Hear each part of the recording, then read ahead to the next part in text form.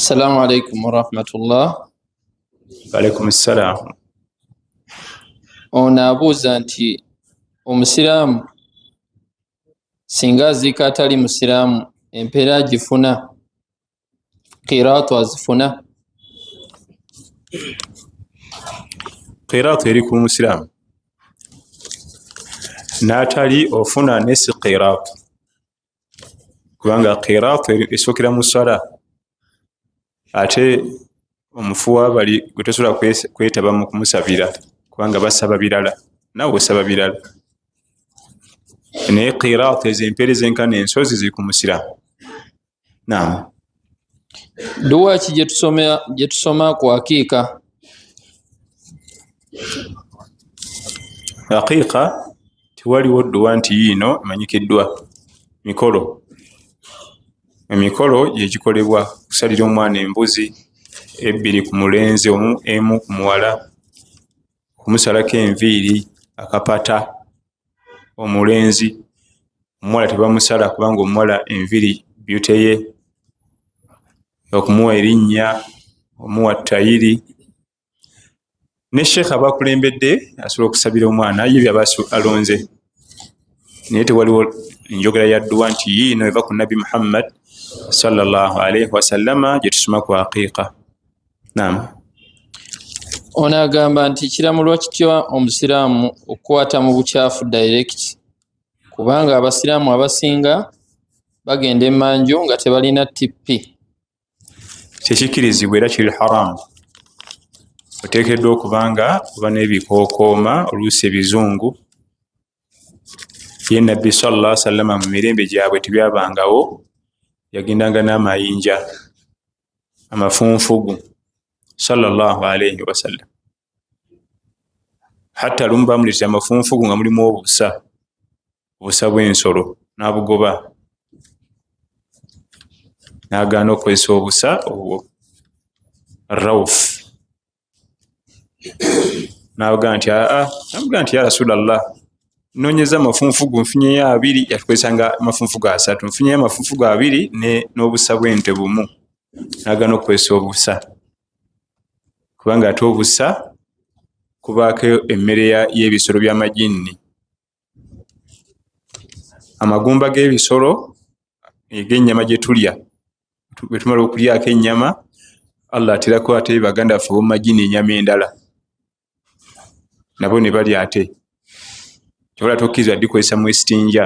Esitinja yewuzo ey'emmanju era tuli kunkumulako kubaako ennyama ye baganda baffe mumajini. Ate obusa bw'ensolo zaffe, ente, embuzi, ate kubaako ebyokulya by'ensolo z'abali baganda baffe mumajini. Kati bo bakozesanga bifunfugu, naye kati guno omulembe gwa tipi, tishu, wipes, okujjako nga waliwo obuzibu bw'amaanyi mu butanwa, mu mbeera nga tewali, ekyo kiba kitegeerekeka. Naye ate olina okunaaba ennyo ne sabbuuni. Weewuunye Nabbi yakozesanga ebyo byonna sallallahu alaihi wasallam, mafunfugu na biki, naye era bwe yaddanga ate yakolanga esitinja y'engalo ng'akuuta engalo mu ttaka, kubanga ate ettaka, okuuta engalo zo mu ttaka ng'ova mu esitinja y'emmanju zitukula okusinga sabbuuni. Mu ttaka mulimu obuwuka obulwanyisa, obuwuka obwandeesa endwadde mu mwana Adamu okusinga sabbuuni. Ffe gwe twesiga sabbuuni omu aba na feeke, bakola bicupuli, kemiko bwe bateyanoga. Abamu bakola bicupuli kutunda katale. Oba ofunye omukisa gw'okukuuta engalo mu ttaka, kisingako okozesa sabbuuni. Naam. Imaamu ono abuuza nti omukyala ng'afiiriddwako bba akkirizibwa okugenda okumuyiwako ettaka ng'abalala? Nedda, abakyala tebagenda magombe, era ekyo bagenze bakireeta abamu, bagenda olabe balo we bamutadde, abakyala ne bagendayo. Genda olabe mutabani we bamutadde, eyo tebalinayo mulimu, baveeyo. Era bwe tunaatandika okisaagiramu, ye bujja mu maaso bajja kuyiikiranga ddala eyo. Tebagenda magombe abakyala, talinayo kyeyetaagayo. Naam. twalaba hadithi wicheri nuhina an ittiba'u aljanaiz hadithi ya Atiya radhiyallahu anha. Atiya Nusayba binti al-Harith al-Ansariya radhiyallahu anha, nuhina an ittiba'u aljanaiz, nabbi yatuziyiza okwerekera abafu. Walamu yuzamu alayna, naye teyatunyiga nnyo, naye teyatusissaako nnyo.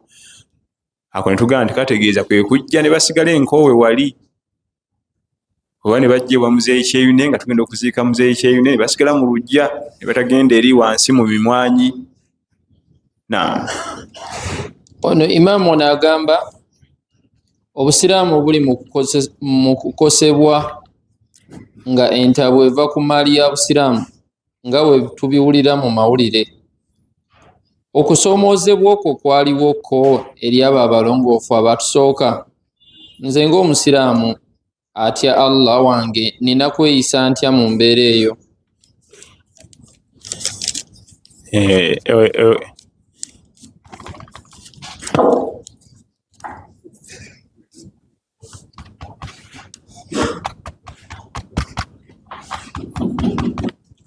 Okusoomoozebwa ng'okwo tekumanyikiddwa mu baatusookawo balongoofu abadan. Okudda ku maali eya umma, naam, tekumanyikiddwa. Okusoomooza okwo bwe kutyo tekumanyikiddwa mu baatusookawo, bal ate bo bayongerako bwongezi kuwaayo yaabwe. Umar ibn al-Khattabi radhiyallahu anhu, Umar ibn al-Khattabi poloti ya Umar ibn al-Khattabi radhiyallahu anhu eyali esinga okubanga ya bbeeyi mu mataka ge yalina, nga bonoga eri ku Kampala Road erimu obuwumbi nga 15, yagitonera umma, yagigabira umma bategeka ebizimbe, sente zinaavangamu bamuleko bafune fees. Umar ibn al-Khattabi radhiyallahu anhu ettaka lye nalonda muwala we Hafisa radhiyallahu anha, kyala wa Nabbi sallallahu alayhi wa sallama, yalonda muwala we Hafisa nga yekalabaalaba w'ettaka eryo running project, naye namugaata olyako wadde ekikumi ekivumu, wulirayo ekigambo ekyo. Yagamba muwala we teeka ku ntanda ezo ennyumba eziri sente zivaamu n'olyako. Ayo baatusookawo abalongoofu. Ekyo kimu. Ekyokubiri, ffe tukozeewo kyekisooka dua, kusaba Allah tabaraka wa taala. Ekyokubiri, bw'oba olina ku magezi osobola okuleeta, kubanga wali abantu Allah bye yawanga olabanga ali awo naye nga alina ideas ennungi. Ekisookera ddala dua n'okuleeta ku magezi inshallah tabaraka wa taala. Naye nga baba baatusookawo bamanyanga nti property za umma, bali ate bo bayongerangako kuwaayo ki ndala bagate ku eyo. Tusaba Allah tusaasire yabbi. Naam. Tusaba Allah tabaraka atugulirewo era tusaasire. Kyemmaliriza nakyo obukulembeze. Nabbi yatugamba sallallahu alaihi wasallam la tas'alu al-imara Ya Abdurrahman bin Samrata, yaganti ya Abdurrahman bin Samra la tas'alu al-imara. Tukakutanda nga Abdurrahman bin Samra sahaba we Makka ta'akhara islamu, okusemuka kwali late, yali mvuka mukalaba mukujju muyiya, asiramuka mwaka gwa 8, naye nga muvuka muto ali smart, alina ideas eziri smart. Nabbi n'amulaba sallallahu alaihi wasallama nga lulunkanira obukulembeze, namugamba nti ya Abdurrahman bin Samra, yali musajja mukuraishi ava mu kabira yimu ne Nabbi sallallahu alaihi wasallam, teeka kutanda nga n'osaba obukulembeze. Bwe yamulaba ng'alimu embeera z'ebyobufuzi ebyo kusaba kifo kusaba wano nawali n'abimugaana era n'amulambira n'agaa nti buli w'obusaba ne babukuwa oba weesibye mugwa mu bulago Allah abukuteera naye banga babukuwadde bokka Allah akuyambako naye ate kikirizibwa obuusaaba singa wabawo embeera enzibu kati nga nabiyullahi yusufu alaihi ssalam ij'alni ala khazaini al-ardi inni hafidhun alim. Nabiyullahi yusufu alaihi ssalam yategeeza mukama we kabaka nti mpa obwami nkulire ministry of finance eno njagikuma bulungi. Lwaki nabbi yusufu alaihi ssalam yabusaba? Waali wajjudde abali b'enguzi nga buli atuula mu kifo ekyo alya buli kubba ababbira mu buwumbi. Ye n'asalawo asabe ofiisi eyo era okwebaaji mu kuhasa kingdom yakola bulungi nnyo nnyo nnyo. Amakulu olaba nga olw'okulyaza amaanya nga tegwe olaba olina obusobozi. Ekyokubiri ng'olaba areas of weaknesses kubanga olw'okubisaba nga gwe kenyingi bagenda okuleeta bagenda kugatta mu kintu ekivundu nawe ofunde. Naye oyinza okulaba nti wano wavundu wetukola wetuti wajja kulamuka, ne wano tujja kula bwe tuwalamuke, ne wano tujja kula tuwalamuke. Ekyo Nabbi Yusufu yasaba alayhi salaam. Ne Khalid ibn al-Walid jeno atagenda kwenkanika mu bajjeno b'ensi eno yonna. Khalid ibn al-Walid ye jenero yekka mu nsi muno atagenda kulabikako. Bwe twali mu gazwatu Mu'ta yali mu baamiiri, yali mulwanyi wa bulijjo civilian ng'ali mu magye eri mulayi, naye nga abasajja batutwala n'abuwamba kifuba naga nti okuva naliro nze amiiri. Era mu bitendo bya Khalid ibn al-Walid al-amir alladhi amara nafsahu, mu batusookawo abalongoofu ye amiiru yekka eyeeronda. Ega mulina kati nze mbafuga teri kuddayo kwogera, bwe ndagira mandagidde. Olw'obukodo bwe yalina yalaba nga abaana bonna bagenda bamalawo, nga yategedde dda nti olutalo luno tukyalina gye tululaza, ffenna tusigala wano. N'abuwamba abeeko bazzeeka, yabuwamba abeeko abaana bataasa abazzeeyo Madiina ob'omubaka Muhammad sallallahu alaihi wasallam ng'embeera eganye. Zaid ibn Harith agenze jeno Allah gwayogerako nti falamma qada Zaidu minha wataran zawwajnaka, ali mu suratu Ahzab nga bamutemi ali wansi. Abdullah ibn Rawaha jeno agenze. Jafar ibn Abi Talib mukulu wa Ali ibn Abi Talib naye jeno agenze. Naga nti bajjeno nga banoga bulala nawamba. Era mu kaseera we yawambira nga mbajjenoza abaali baddako abalala bonna temwalimu alina experience yalina, n'akikwatamu n'asagula ekkubo n'abaako abaana abamu be yataasa n'abazaayo e Madiina n'alipootinga ew'omubaka Muhammad sallallahu alaihi wasallam. Nalengedde embeera ng'eganye nga ffenna bagenda tumalawo. Allah n'ansaasira n'enkwesa ku bwongo bano beesobodde okukomyawo. Abaali mu 13 nga tebakyawera na 10 yasobola okuzza e Madiina radiyallahu anhu warda. Ye Sufyan ath-Thawri min at-tabi'in yali musajja mu Iraq, bamuwa obwami yadduka emisinde mpaka Yaman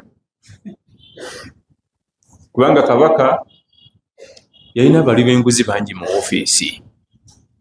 Nga te Sufyan ath-Thawri abantu bamwogerako nti mutya wa Allah, tajja kulyaza amanya, tayinza kubba sente ya muwa musolo. N'amuyita mu lubiri namugamba ngenda kuwa obwami, namugamba nti wa lwaki tondeka nentereza entaana yange, ebyo byogenda okumpa bina kundeetera bizibu kukiyamba, sijja kubisobola. Nambuuza nti oyagala kunkuba bwami? Kabaka bamukuba obwami. Kabaka tebamukuba buki bwami, bwakuba obwami abakoze eki? yali agenda kulagira bamukyagguwe sit down kaa chini towa viato namugamba nti mukama wange ompise yabwenfaanana kanzireyo eka nyambale jubba nyambale okuŋŋanyina abantu ondayize ku bwami enkya nga bateekateeka mukolo baleese omusajja atya Allah tabaraka wataala teri sente yamuwa musolo egenda kudayo kugula ekiro mutumbi n'amalamu omusubi bali ku mukolo balinda omukulu ng'alabikako tebatumye abasirikale okutuukayo nti yafulumye ekiro kuswala tahajjudi ng'ava mu nsi ye Iraq agenda Yaman abamanyi geography maapu mugiraba ava mu Iraq waggulu alina okusala mu Saudi Arabia yonna akkirira atuuke e Yaman ewali mukwano gwe gwe basomanga naye yiri yekweke naye olw'okuba safaari yali tagitegese entanda neggwawo mu kkubo wali kyalina sente zimwongerayo n'anoonya akalimo nagwa ku shamba y'entende ng'omugagga wandika basumba entende mu shamba ntola mu sitoowa ne bamuwandiika bwe bamubulira omusaala gwafuna buli mwezi nga yeetaaga okukola emyezi 4 aweze omusaala ogumwongerayo naye yagenda okusaala ejjuma ku muzikiti wallahi muti Allah nga Sufyan Athawri naye ng'atudde awo kubanga edda omuntu yabanga n'ettutumu mu linnya ng'ate feesi tebagimanyi kuba tewali nga social media nga madarasa webakubirako ebyokulabirako nga banne basula nabo mu ddoomu bakula nabo mu shamba bamutyako ekintu eki alina imaani naye oba yaani naye lumu enjala ng'emutta akoze aweddewo n'agenda ewa mukama we n'amugamba nti enjala etuttira ku shamba tukeerayo nga esubuhi yakaggwa emmere bagituba kusaawa mu dhuhuri ng'ewedde n'amugamba nti owa mubba entende zange nabayombesa dda namugamba siranga ku ntende yo wadde neegi wadde okukomba ku lugalo kasukaali akagenzeeko omugagga n'agamba nti wangi ekwe yo imaani gy'oyina eringa ya Sufyan Athawri basheekhe gwatusomesa bwe naba ŋŋendako e Iraq eyo okulaba kabaka nja kutwalabe ku munno tolyangako ku ntende yange nemukwewajja nti wadde n'akapapajjo kubanga bwe twali tusayininga ng'ompa omulimu tetwakikkaanyako kulya maaliyo ya haramu ninda kyamisana n'amugamba nti gwe nkukkiriza okulya entende z'oyagala zonna naye bali bakozi banno ngenda babanja entende zange ku yaumul qiyama saabakkirizaako bali entende kasafu kaswani kalamba naye era Sufyan Athawri yatandika okwekengera nga basusse omufaananyiriza nti enneeyisaayo efaanaganira ddala omusajja oli gwe batusomesa kati omugagga agenda e Iraq atuuka ewa kabaka banyumyamu amugamba nti kufaamu eyo nerayo akasajja kalina imaani kalinga Sufyan Athawri oba yeye abo basajja baddu ba Allah ab'ebbeeyi nga nze muwa omulimu yambulako wano njagala kankuwa abasirikale ogende nabo aba yeye bakole ki bamukwate alina emisango gye yadduka ng'omugagga amugamba nti nze nga bondaba nenfuna bufunyi mu kisa nendaba ku Sufyan Athawri muwa buli kye yeetaaga ku duniya gonna ye nga oyinza ate abali abasajja bamugogolere mu shamba gwe tokongoola situla komawo gwakasomba lutummeka anti obimanyi ebyemirimu wabawo omukulu wali avuumira kabaka nga mu basirikale basanga yagenda dda yamanya nti kendwa wano bigenda kwonooneka n'omusaala gwe yali akula tegwaweerera ku mutuusa gy'alaga naga naye kansenvule wezinaggwerawo njiyizaawo adduka kiki ntebe yeriko obuzibu teri kirala era n'asenvula neziddamu nezigwawo kubanga okuva e Iraq ng'ogenda Yemen n'olwaleero ng'oyise wansi mu baasi buli kimu kikutama wawanvu nnyo naye mu bufunze yatuuka gy'alaga n'abeera eyo wa mukwano gwe naye ndowooza agenda n'okutuuka nga n'oli yafa dda kabaka kubanga olugendo lwamutwalira ebbanga ddene.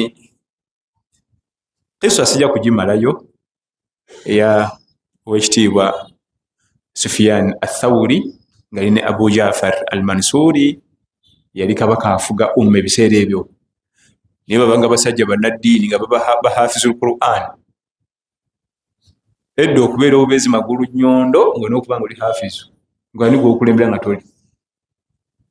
Abasajja bakumanga kabaka bokka bonna nga bahafizu. Yenjawulo wakati w'abatusookawo naffe nga toyinza kukuuma kabaka nga toli kiki. Era oluusi yanyumyangamu ne basajja baawo naleeta aya naye n'aleeta n'oli n'aleeta eddako n'oli n'aleeta eddako nga Kulaani ekaaba awo. Kabaka anyumyamu n'abagalagala be naye nga bonna Kulaani eriwa n'omuraja smart. Siga nti ate aya entagaddeka oba eggwayo etya nedda. Babanga basajja naye eyo kisa erimu ebyokuyiga nfofoolo mukamu ku birimu baba batusookawo abalongoofu tebakwesanga bitiibwa byabwe nga ne bwe yandiyingidde mu muzikiti n'agamba nti Sufyan Athawuri yali afuna buli kye yeetaaga yasirikanga busirisi. Kuyingira buyingizi mu muziki n'ateekayo erinnya lye kubanga eri amannya gaabasookanga mu bifo nga tebannatuukayo. N'omugagga yagamba nti nze sisobola kukozesa Sufyan Athawuri kubanga omusisinkana obusinkanye mba neegomba omumuwa buli kyabugagga kye nnina kumbe yakola mu maka ge mushamba. Barakallahu fiikum wa jazakumullahu khair. Assalamu alaikum warahmatullahi wabarakatuh.